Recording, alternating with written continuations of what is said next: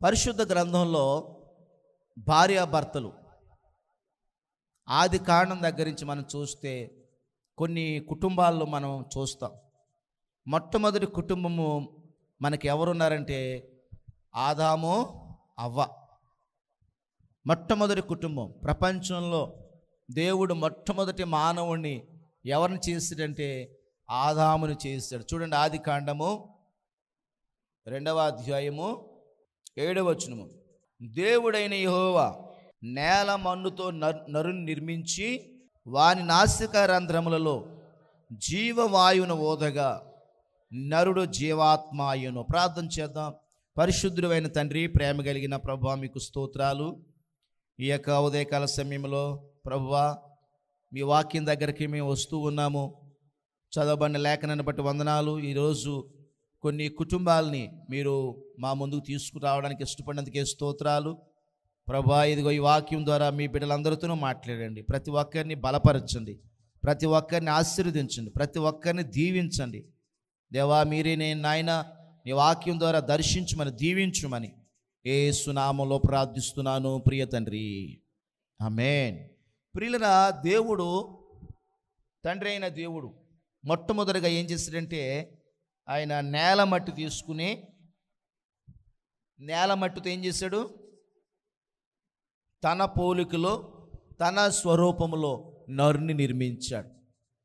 నిర్మించి ఆ నాసిక అంటే ముక్కు, ఈ నాసిక రంధ్రాలలో ఆయన తన జీవవాయువును ఊదినప్పుడు నరుడు జీవాత్మయ్యాడు. ఆ తర్వాత మనం చూస్తే 18వ వచనంలో చూస్తే నరుడు ఒంటరిగా ఉండటం మంచిది కాదని వానికి సాటి అయిన సహాయంగా ఒక స్త్రీని చేశాడు. ఆమె పేరేంటంటే అవ్వ. ఆమె పేరేంటండి? అవ్వ. వీళ్ళిద్దరికి ఎవరి పేర్లు పెట్టారు అమ్మా? దేవుడే పేర్లు పెట్టాడు వీళ్ళిద్దరికి. ఏమండి? ఆదాముకి దేవుడే పేరు పెట్టాడు, అవ్వకి మాత్రం ఆదాము గారు పెట్టాడు. చూసారా పిల్లరా, వీళ్ళిద్దరిని దేవుడు ఏం చేశాడంటే జతపరిచాడు, జత చేశాడు. కనుక భార్య భర్త, ఈనాడు కుటుంబ వ్యవస్థ మనం చూస్తూ ఉన్నాం. ఈ కుటుంబ వ్యవస్థని ఎవరు ఏర్పాటు చేశారు? ఇది ఎవరి ప్రణాళిక? ఇది ఎవరి ఆలోచన అంటే పరిశుద్ధ గ్రంథం చెప్తుంది, ఇది దేవుని ప్రణాళిక, దేవుని యొక్క ఆలోచన. దేవుడే ప్రియుల భార్య భర్తలను సమకూర్చాడు. మొట్టమొదటిగా ఈ పరిశుద్ధ గ్రంథంలో దేవుడే మరి స్త్రీని పురుషుణ్ణి భార్య భర్తలుగా జత చేశాడు. ఆయనే వివాహం చేసి ఏదేనని ఒక తోట వేసి ఆ తోటలో వారిని పెట్టారు. మీరు ఈ తోటలో ఉండండి అని ఆ తోటంతా వాళ్ళకి అప్పచెప్పేస్తారు. అక్కడ ఎన్నో రకరకాలైన ఫలాలు ఉన్నాయి, వృక్షాలు ఉన్నాయి, మంచి మంచి పళ్ళు పెట్టాడు. అక్కడ వాళ్ళు తినడానికి ఏ కష్టం లేకుండా, ఎటువంటి శ్రమ బాధ లేకుండా వాళ్ళకి కావలసినప్పుడల్లా ఏ పండు కావాలితే ఆ పండు కోసుకుని తినేలాగా అన్ని రకాలైన వృక్ష ఫలాలతో దేవుడు ఆ తోట అంతటిని వేస్తాడు. అయితే పిల్లలు వాళ్ళు అలాగే ఉన్నారు చక్కగా. వీళ్ళిద్దరూ కూడా, ఆదాము అవ్వలు కూడా, ఇద్దరు కూడా చాలా అన్యోన్యంగా, ఏక శరీరంగా, ఒకే శరీరంగా వాళ్ళు చాలా ఆప్యాయంగా ఆ ఏదెను వనములో ఉన్నారు. కానీ ఆల్ ఆఫ్ ది సడన్ ఒక రోజున వారి సంసారంలోకి ఎవరు వచ్చారంటే ఒక సాతాను ప్రవేశించింది. పిల్లరా, ఏ కుటుంబంలో మరి ఎప్పుడు గొడవలు స్టార్ట్ అవుతాయో మనం చెప్పలేం కదండి. దుష్టుడు ఎప్పుడు కూడా భార్య భర్తల మధ్యలో మూడో వ్యక్తి వచ్చినట్టు గొడవలు వస్తాయండి. భార్య భర్తల మధ్యలోకి ఎవరు రాకూడదంటే మూడో వ్యక్తి రాకూడదు. ఆ మూడో వ్యక్తి తండ్రి అవ్వచ్చు, అత్తగారు అవ్వచ్చు, మాంగారు అవ్వచ్చు, తమ్ముడు అవ్వచ్చు, అన్న అవ్వచ్చు, బంధువులు అవ్వచ్చు, ఇరుగు పొరుగు వారు అవ్వచ్చు, ఎవరైనా సరే పిల్లల భార్య భర్తలు వాళ్ళు ఏక శరీరంగానే ఉండాలి. వారి మధ్యలోకి ఎవరు రాకూడదు? మూడో వ్యక్తి రాకూడదు. మూడో వ్యక్తి రాకూడదు. ఎప్పుడైతే ఒక కుటుంబంలోకి మూడో వ్యక్తి వస్తాడో అప్పుడే అక్కడ మరి గొడవలు స్టార్ట్ అయిపోతాయి. దెబ్బలాట్లు స్టార్ట్ అయిపోతాయి, సమాధానం లేకుండా పరిస్థితులు వచ్చేస్తాయి, నెమ్మది లేని పరిస్థితులు వచ్చేస్తూ ఉంటాయి. చూడండి, ఇక్కడ ఆదాము అవ్వలో ఏదైనా వనములో వాళ్ళు చక్కగా కాపురం చేసుకుంటున్నారు, ఆ పళ్ళు తింటున్నారు, చాలా హ్యాపీగా ఉన్నారు. కానీ ఒక రోజున సాతాను ఏం చేసిందంటే వారి దగ్గరకే వచ్చి ఎవరితో మాట్లాడటం మొదలుపెట్టిందంటే అవ్వతో మాట్లాడడం మొదలుపెట్టింది. ఆదాముతో మాట్లాడలేదండి, జాగ్రత్తగా వినాలి. సాతాను ఎవరి దగ్గరకు వచ్చి మాట్లాడుతుంది? అవ్వ దగ్గరకు వచ్చి మాట్లాడుతుంది. ఆదాము తోటలోకి పళ్ళు కోసుకురావడానికి వెళ్ళి ఉంటాడేమో. దేవుడు ఏం పని పెట్టాడంటే ఆ తోట ఖాయమన్నాడు. చదవండి, ఎన్నో వచనం 2వ అధ్యాయము 15వ వచనం. నరును తీసుకుని ఏదేను తోటను సేద్యపరచుటకును దాన్ని కాచుటకును. అది ఇప్పుడు ఏదేను తోట కాయడానికి సేద్యం చేయడం అంటే దాంట్లో చెట్లు ఉన్నాయి కదా, ఆ చెట్లు బాగా కాయడం కోసం ఏం కావాలి? నీరు కావాలి కదా. ఆ ఏదైనా తోట చుట్టూ ఏమున్నాయంటే నదులు ఉన్నాయి. ఆ నదులు నీరు ఇప్పుడు దేనికి పెట్టాలి? ఈ తోటకే పెట్టాలి. కనుక ఆదాము ఆ తోట విషయంలో పనికి వెళ్ళాడు మాట. పని చేస్తున్న ఎక్కడ ఉన్నాడో, తోటలో ఉన్నాడో. అవ్వ మాత్రం ఒక్కటే ఉంది. అలాగే అవ్వ ఒక్కటే ఉన్నప్పుడు సాతాను ఈ యొక్క అవ్వ దగ్గరికి వచ్చినప్పుడు మాట్లాడడం మొదలుపెట్టాడు. ఏమనంటే, ఈ తోట వృక్ష ఫలాల్లో ఏ వృక్ష ఫలమునైనా తినవద్దని నీతో దేవుడు చెప్పాడని మొదలుపెట్టాడు. మొదలుపెట్టేవాడికి ఈమె మాట్లాడింది. ప్రియులరా, ఆ సాతాను చెప్పిన ఆ మాటలకి ఏమైపోయిందంటే అవ్వ ఏమైపోయింది చెప్పండి? ఆమె ప్రేరేపణకి లొంగిపోయింది. దేవుడు తినవద్దని చెప్పిన ఆ పండు, మంచి చెడ్డల తెలివినిచ్చే వృక్ష ఫలాన్ని తినవద్దన్నాడు. కానీ ఆ అవ్వతో సాతాను అన్నాడు, మీరు దీన్ని తింటే దేవతలాగా ఉంటారు అన్నాడు. ఎలా ఉంటారని చెప్పాడు? అసలు తింటే మీరు చావరు, మీరు దేవతలాగా ఉంటారు అని చెప్పేటప్పటికి అవ్వ గబగబా వెళ్ళి ఆ తోటలో ఉన్న ఆ యొక్క మంచి చెట్ల ఫలాలు కొన్ని కోసుకుని ఏం చేసింది? 6వ వచనం. చూచినప్పుడు ఆమె దాని ఫలములలో కొన్ని తీసుకొని ఆగండి ఏం చేసిందంట చెప్పాలి. ఏం చేసింది? భర్తను అడిగిందా? భర్తను అడగలేదు, భర్తకు చెప్పలేదు. ఏం చేసిందంటే ఆ అవ్వ ఆ పళ్ళు కోసుకుంది, తాను తినేసింది. ఆ తర్వాత భర్తకి తినిపించింది. ఇప్పుడు గమనించండి, అవ్వనే ఎవరు ప్రేరేపించారు? సాతాను ప్రేరేపించింది. మరి ఆదామును ఎవరు ప్రేరేపించారు? ఆదాముని ఎవరు ప్రేరేపించారు? ఆదాము దగ్గరికి వెళ్ళిందా సాతాను? ఆదాము దగ్గరికి వెళ్ళిందా? వెళ్ళలేదు. సాతాను ఆదాము దగ్గరికి వెళ్ళలేదు.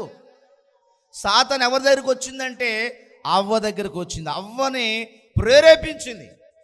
అవ్వను ప్రేరేపించినప్పుడు అవ్వ ఏం చేసిందంటే ఆలోచించకుండా, భర్త సలహా అడగకుండా వెంటనే తాను తినేసింది. మరి కొన్ని పండ్లు ఆదాము చేత కూడా తినిపించింది. ఎవరో? అవ్వ. ఆదాముకి సాతాను ప్రేరేపించలేదు. ఆదామును ఎవరు ప్రేరేపించారు? అవ్వ ప్రేరేపించింది.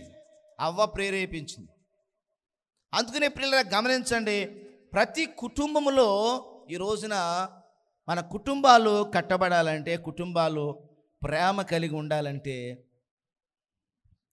మూడో వ్యక్తి యొక్క మాటలు మనం వినకూడదండి. చూసారా, అవ్వ ఎవరి మాట వింది? సాతాను మాట వింది. సాతాను మాట విని ఆదామును కూడా చేయకూడని పని చేసేలాగా చేసింది. ఈ రోజున మన కుటుంబాల్లో కూడా భార్యాభర్తలు చెప్పుకోవాలి, భార్యాభర్తలు కలిసి ఆలోచించాలి. కానీ ఎవరో ఏదో చెప్పారని చెప్పి మనము ఆ పనులు చేసినప్పుడు ఏమవుతామంటే తప్పనిసరిగా శోధించబడతాం, తప్పనిసరిగా అపరాధంలో పడిపోతాం, పాపంలో పడిపోతాం. చూడండి, పరిశుద్ధ గ్రంథంలో తిమోతి పత్రికలో చెప్తాడైనా, తిమోతి రాసిన మొదటి పత్రిక 2వ అధ్యాయము 13వ వచనము,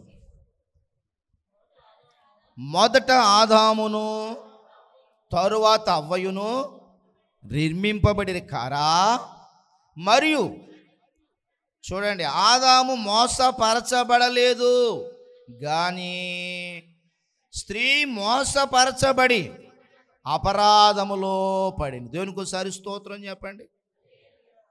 చూసారా ప్రియులరా, బైబిల్లో దేవుడు ఎంత స్పష్టంగా చెప్పాడు. అసలు దేవుడు తినవద్దన్న పండు తినడానికి ఎవరు మొదటగా ప్రేరేపించబడ్డారు? అవ్వ ఏం చేసిందంటే, ఆమె ఆ సాతాను మాటలు విని, ఆ అపవాది మాటలు విని దేవుడు తినవద్దన్న పండు తాను తిన్నదే, అలాగే తర్వాత ఆదామును కూడా తినిపించింది. ఈ రోజున చాలామంది స్త్రీలండి చేయకూడని పనులన్నీ భర్తలతో చేపిస్తారండి. చాలామంది, అందరు కాదు, కొంతమంది, చాలామంది అండి, కొంతమంది కాదు చాలామంది ఏం చేస్తారంటే చేయకూడని పనులన్నీ ఎవరితో చేపిస్తారు? భర్తలతో చేపిస్తారు. చాలామంది భర్తలో చెడిపోతానికి, పాడైపోవడానికి కారణం ఎవరంటే కొంతమంది భార్యలు ఏం చేస్తారంటే భర్తల్ని రాంగ్ రూట్లు, చెడు మార్గాల్లోకి నడిపిస్తూ ఉంటారు. ప్రియులరా, ఇక్కడ అవ్వ చేసిన పని అదే.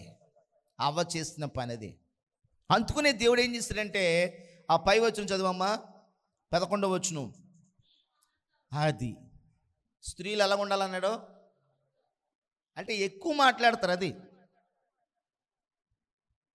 ఆడవాళ్ళకున్న లక్షణం ఏంటంటే మాట్లాడతారు, ఎక్కువగా మాట్లాడతారు. అందుకని ప్రభువు అన్నారు స్త్రీలు ఎలా ఉండాలన్నాడు, స్త్రీలు మౌనంగా ఉండి సంపూర్ణ విధేయతతో, అది అలా ఉండాలి, నేర్చుకోవాలి. స్త్రీలు మౌనంగా ఉండాలి, నేర్చుకోవాలి. స్త్రీలు మౌనంగా ఉండవలసిందే కానీ ఉపదేశించుటకైనను, చూడండి, పురుషుని మీద అధికారము చెయ్యుటకైనను ఆమెకు సెలవీయను. చూసారా, అంటే ప్రతి స్త్రీ కూడా భర్త మీద ఏం చేయకూడదు? పెత్తనం చేయకూడదు, అధికారము చేయకూడదు, జుట్టట్టుకుని కొట్టేయకూడదు. అదేంటి పాస్టర్ గారు, కొట్టేసి వాళ్ళు ఉన్నారు. అది భర్తలను కూడా కొంతమంది ఏం చేస్తారండి, కొంతమంది కొట్టేస్తారు. కొన్ని సంఘాలు తెలుసు కదా మనకి, రిక్షా యూనియన్ సంఘం తెలుసా మనకి, ఆటో యూనియన్ సంఘం, అలాగే భార్య బాధితుల సంఘం ఒకటి ఉంది. ఏ సంఘం చెప్పండి? అలా చూస్తారండి. ఇంకా భార్య బాధితుల సంఘం అంటే భార్య చేత బాధించబడే వ్యక్తులు, భర్తలు చాలామంది లోకంలో ఉన్నారు. అయితే ప్రియులరా, ఈ రోజున ఈ ఉదయకాలం ప్రతి స్త్రీ ఏమనుకోవాలంటే, నా భర్త నా ద్వారా సంతోషంగా ఉంటున్నాడా, లేకపోతే నేను నా భర్తని దుఃఖపెట్టేలాగా నేను ఉంటున్నానా, నేను నా భర్తకి సంతోషాన్ని కలిగిస్తున్నానా, దుఃఖాన్ని కలిగిస్తున్నానా? ఎవరు ప్రశ్నించుకోవాలి ఇది? ఎవరు ప్రశ్నించుకోవాలి? ప్రతి స్త్రీ ప్రశ్నించుకోవాలి. ఎవరికి వాళ్ళే ప్రతి స్త్రీ అనుకోవాలి, నా ద్వారా నా భర్తకి సంతోషం కలగాలి, నా ద్వారా నా భర్తకి ఆనందం కలగాలని ప్రతి స్త్రీ ప్రశ్నించుకోవాలి. ఈ రోజున ప్రియ దేవుని బిడ్డలారా, అవ్వ చేసిన పని చూసారా? ఏమన్నాడైనా, ఆదాము మోసపరచబడలేదు కానీ స్త్రీ మోసపరచబడి అపరాధములో పడిను. స్త్రీ మోసపరచబడిపోయింది. ఎందుకు స్త్రీ మోసపరచబడిపోయింది? ఏమండి ఇలా చూడండి, నిజంగా సైతాన్ వచ్చాడు. వచ్చినప్పుడు అవ్వ ఏమి చెయ్యాలి? నువ్వెవరవయ్యా, ఎప్పుడు చూడలేదు, ఈ తోటలోకి వచ్చావు, నువ్వు ఎలాగొచ్చావు, అసలు నువ్వెవరో, మా ఆయన పిలుతో ఉండు, మరి నాకు చెప్తున్నావేంటి? అయ్యే నాకు తెలీదు, నువ్వు ఇక్కడే ఉండు, మా ఆయన పిలుస్తానని ఏమండో అనాలి కదా. ఏమండి అనలేదు. కొంతమంది అండి ఎవరిని వచ్చారనుకోండి, వచ్చిన వాళ్ళతో ముచ్చట్లన్నీ మాట్లాడేస్తారు. ఆఖరిని వచ్చి లోపలికి వచ్చి ఏమండి ఎవరు వచ్చారు చూడండి అంటారు. కొంతమంది ఆడవాళ్ళు అండి వచ్చిన వాళ్ళతో ముచ్చట్లన్నీ మాట్లాడేస్తారు. అన్నీ మాట్లాడేసి ఆఖరిని అంటారు భర్త దగ్గరకు వచ్చి ఏమండో ఎవరు వచ్చారు చూడండి అంటారు. అసలు నీ ఇంటికి ఎవరిని వచ్చినప్పుడు నువ్వేం చేయాలి?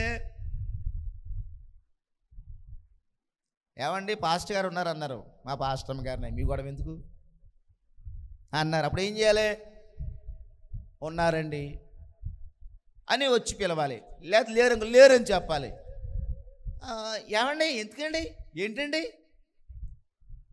పాస్టర్ ఎందుకండి చెప్పండి అని ఎక్స్ట్రా ప్రశ్నలు వేసి వాళ్ళతో పోగంట మాట్లాడకూడదు. మనకు అనవసరం. వాళ్ళు ఏదో అవసరంగా వచ్చారు, ఏదో పని మీద వచ్చారు. పురుషుడు మాట్లాడతాడు, ఇంట్లో భర్త మాట్లాడతాడు, మా ఆయన మాట్లాడతాడు, నాకు అనవసరం. ఇంటికి వచ్చిన వాళ్ళతో మనము అలాగా ముచ్చట్లో పెట్టకూడదు. వెంటనే ఏం చేయాలంటే లోపలికి వచ్చి ఏమండి ఎవరు వచ్చారు చూడండి అనాలి. స్త్రీ నేర్చుకోవాలి అన్నీని. స్త్రీ ప్రతి ఒక్కళ్ళతోటి మాట్లాడటము చేయకూడదు. చాలా చాలా జాగ్రత్తగా ఉండాలండి కుటుంబంలో. కొంతమంది అండి ఎవరిని చూసినా వాళ్ళు పొరుగుళ్ళైనా పెద్ద మంచోళ్ళైనా చెడ్డోళ్ళైనా పొళ్ళన్నీ ఎగిరించి మాట్లాడుతుంటారు. ఎవరండి ఎలాగండి అలాగండి, ఎగిలించడం మంచిదే, కానీ ఎంతవరకు ఎగిలించాలి అంతవరకు ఎగిలించాలి, ఎంతవరకు మాట్లాడాలి అంతవరకే మనము మాట్లాడాలి. ఎవరి గురించి చెప్తున్నా నేను?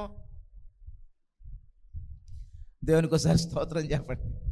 ప్రతి స్త్రీ ప్రతి భార్య ప్రియులరా అలాగా జాగ్రత్త కలిగి ఉండాలండి. జాగ్రత్త కలిగి ఉండాలి. మనం కల్మషం లేకుండా నవ్వుతాం, మాట్లాడతాం, మంచిదే. కానీ చూసేవాళ్ళు రకరకాలుగా అనుకుంటారు, ఆ వచ్చిన వాళ్ళు కూడా రకరకాలుగా అనుకుంటారు. అవ్వ అపరాధంలో పడిపోవడానికి కారణం ఏంటంటే తన భర్తకు చెప్పకుండా ఆమె తినేసింది. తర్వాత అవే పండ్లు తీసుకెళ్ళి ఆదామును కూడా తినమని ప్రేరేపించింది. ఆదాము కూడా వాటిని తిన్నట్లుగా మనం చూస్తూ ఉన్నాం. కనుక ఈ రోజున ఈ మొట్టమొదటి కుటుంబము ఆదాము అవ్వల కుటుంబం ద్వారా మనం ఏమి నేర్చుకుంటున్నాం?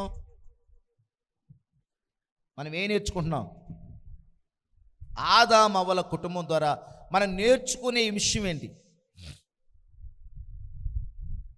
ఆదాము అవ్వల ద్వారా మనం నేర్చుకునే విషయం ఏంటి? దేవుడు మనకిచ్చిన ఆధిక్యతను మనం ఎప్పుడు కూడా కాపాడుకోవాలి. దేవుడిచ్చిన ప్రియులరా ఆజ్ఞ మనం పాటించాలి. ఆయన వాక్యానికి మనము లోబడాలి. ఆదాము అవ్వలతో ఇద్దరితో కూడా ఆయన ఏం చెప్పాడంటే స్త్రీకి వేరుగా పురుషుడు లేడన్నాడు, పురుషునికి వేరుగా స్త్రీ లేదన్నాడు. వీళ్ళిద్దరూ ఏక శరీరం అన్నారు, అంటే ఒకటే శరీరం. కానీ అవ్వ అలాగా ప్రవర్తించలేదు. తను సొంతంగా ఇప్పుడు ఆ నిర్ణయం తీసుకుని తినే నిర్ణయం ఎవరు చేయాలి? ఇద్దరు కలిసి మాట్లాడుకుని ఇతను వచ్చాడు, ఏంటి తినొచ్చా మనం ఇది, మరి దేవుడేమి ఇలా చెప్పాడు, దేవుడు తినవద్దు అన్నాడు, ఇతను ఎవరు వచ్చి మనల్ని ఇద్దరు తినమంటున్నాడు, తిందామా వద్దా ఏంటి అని ఆదాము వాళ్ళిద్దరు ముందు మాట్లాడుకోవాలి. కానీ వాళ్ళు అలా మాట్లాడుకోలేదు. అలా మాట్లాడుకోకపోవడం వల్ల అవ్వ తినేసింది, తను తప్పు చేసింది కనుక ఆదామును కూడా తప్పు చేపించింది. ఆదామును కూడా ఫోర్స్ చేసి ఆమె ఆదాము తినేలాగా చేసినట్లుగా మనకి బైబిల్ చెప్తా ఉంది. ఈరోజు ఈ ఉదయకాలం ప్రియ దేవుని బిడ్డలారా, కనుక దేవుడు మనకేం చెప్తున్నాడంటే మనము ఆత్మీయ జీవితంలో చాలా మెలకువ కలిగి మన కుటుంబాలను మనం కట్టుకోవాలి.